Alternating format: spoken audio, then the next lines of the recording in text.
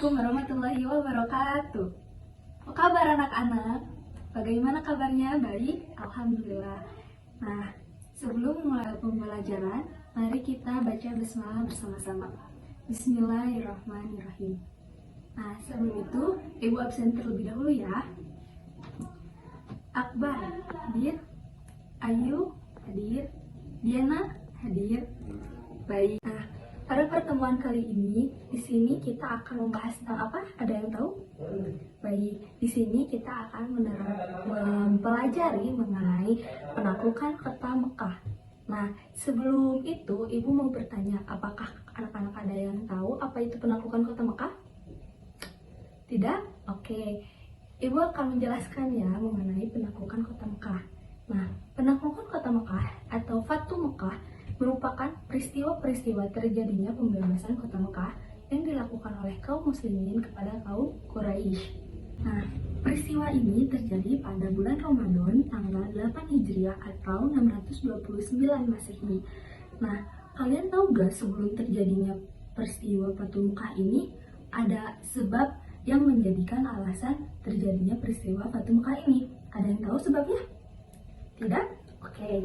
Nah, sebelumnya kaum kafir Quraisy dan kaum muslimin ini memiliki perjanjian. Nah, perjanjian itu salah satunya dilanggar oleh kaum kafir Quraisy yang dimana menyatakan bahwa kabilah yang bersekutu dengan kaum muslimin akan dianggap terzalimi jika salah satunya teraniaya. Nah, setelah menyatakan perjanjian tersebut, ternyata kaum kafir Quraisy itu melanggar perjanjiannya dengan adanya penyerangan antara dari kaum Bani Bakar kepada Bani Khuza'ah. Nah, setelah itu ada yang melaporkan kepada Rasulullah. Setelah Rasulullah tahu, Rasulullah pun langsung terjun dan turun langsung ke kota, mendatangi langsung kota Mekah. Di sisi lain, Abu Sufyan itu merasa ketakutan hingga datang kepada para sahabat dan meminta pertolongan. Para sahabat pun tidak ada yang menolongnya. Setelah itu, Abu Sufyan menghampiri Rasulullah dan menyatakan keislamannya di hadapan Rasulullah.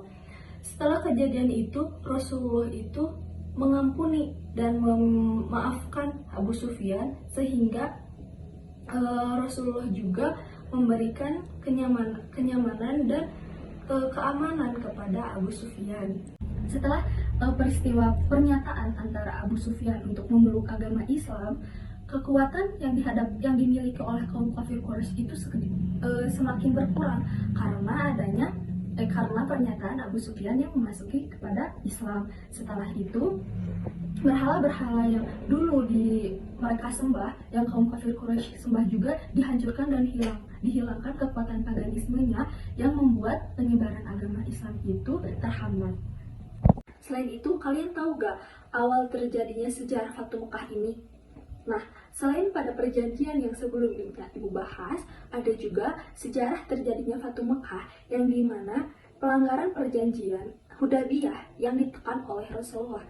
Yang dimaksudkan yaitu dengan adanya kesepakatan untuk melakukan gencatan senjata selama 10 tahun. Namun hal tersebut dilanggar oleh kaum kafir Quraisy. Setelah pelanggaran yang dilakukan berkali-kali oleh Bani Bakar, kaum muslimin pun memberitahu kejadian tersebut kepada Rasulullah. Setelah itu Rasulullah pun langsung turun tangan dan membawa 10.000 pasukan untuk turun kepada kota Mekah.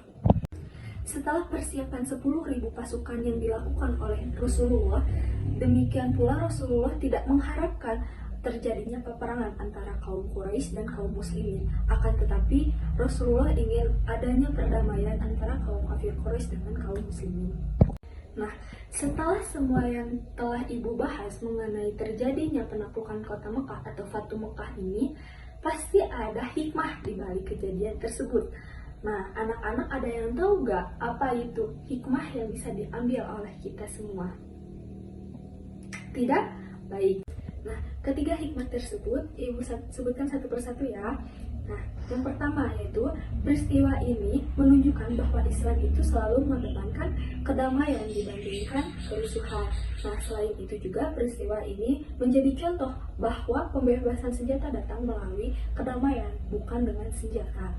Nah, selain itu, peristiwa ini menjadikan puncak kesuksesan dan keberhasilan dakwah Nabi Muhammad SAW di Mekah.